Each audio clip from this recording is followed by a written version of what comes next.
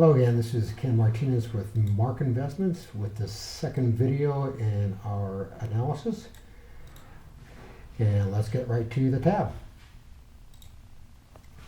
So this is continuation for the first video where we went over this side, our ranking categories, and now we'll go over the data input part. Again, like all the other tabs, the blue are all input cells for you. And so let's just go start at the first one, go all the way down. The first section is the borrower information, and you'll have you'll get a loan number. So right now, this example, there are 6 loans. Again, the red salmon for second, and the green fields are for the first lane. So hopefully you'll get a credit score from your vendor, and then you'll input the state here. And let me just highlight something, that whenever you see this little triangle in the upper right hand corner, that it indicates a comment, and this is just a reminder to that this is really working off this we need to make sure that the state abbreviation is correct. So if you have any questions on what the state abbreviation is, look at the states tab, which again we went over in an earlier video, is on this tab. So here's all the states and the abbreviations, and then what we really need for our analysis is this column, how long it takes to foreclose. So just make sure we get the abbreviation correct on that. So we have that when they bought the house, hopefully we have that. The owner occupied, yes, no, or unknown. Again, look at the comment. This tells you what to enter. And then there'll be a little drop box. A couple of these have a drop down box, so just to help you out. So put if the house is owner occupied or not. And that's it for the borrower information. It's just these few fields here is all we need to for our analysis. The next section is the value of the house. I mentioned earlier that these are really the most common that real estate investors use that are free to evaluate how much a house is worth. So, hopefully you'd go through your analysis, you need to get all these values. Then you'd get a BPO. You're either going to get that from your vendor, they'll give it to you, hopefully it's recent, or you'll do that yourself. And then the final step in this section here is really the most important column is this one. You'll need to select one.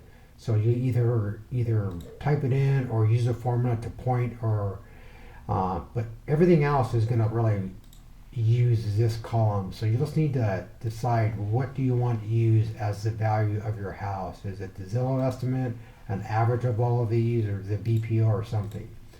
So we'll just put that right over there. And then continuing on for the first section, for the first lane, if you're buying first, or even if you're not buying first, you're buying seconds, you still want to know this. This first column is the unpaid balance, and you'll need to know that. You'll need to know the taxes and other liens there. The rental estimate, again, Rental Meter is a good site to look at. And then what your purchase price is. You'll need to put that in, what they're selling it for, or whatever you guys have that you can negotiate. So that's it for the first lanes, that you really all you need. And on the next section, on the second lanes, you scoot over here, you'll need to know, same thing again, you'll need to know the unpaid balance. You'll need to know how many payments they made in the last 12 months. Most of these probably will be 0 unless you're buying a pool of mixed of performing and non-performing, then you might have some numbers here. Same thing like we looked at states in here. This one, we have a little comment here, it tells you what to put for this one on the status of the first. Is it current? Is it 180 days late? Is it a bankruptcy or whatnot? And whenever you see that little drop down box, it means that there's a little list here, so just kind of help you out. You don't have to type it in, you can just select it. So this is status of the first, and then obviously the price that you're going to pay, and I've just put in 15% for this example. So everything to the left here is, on this side, everything to the left is all the data, the blue arrow that you'll put in. Everything else to the right is just going to be formulas. Nothing you need to do other than sort of, you can look at the formulas and make sure you understand them and that you agree with them. And nothing's hidden on this tab. Some of the other tabs are protected, but this one, the formulas are there for you to change as you think you want to change. So let's go over some of these formulas here. We have the purchase price, which is really based on the percent and the value of the house. Protective equity, not much equity in here. The only thing I want to highlight here is that you see in my formula I have an 85% of the value. Column M is the value of the house. I don't use 100% only because even if you had a $100,000 house that was completely paid off and you needed to sell, you don't have $100,000 of equity. You obviously have closing costs. You're probably going to take a discount, a couple of points on some cosmetic cleanup. You'll take a couple of points maybe to discount the price a little bit for a quick sale. So whatever it comes out to, you do have some expenses when you sell. So I just use 15% as a conservative estimate, but change it however you want. So that's why I use 85% of the price to account for if you actually did need to sell. And then the price that you're buying is really based on this equity here.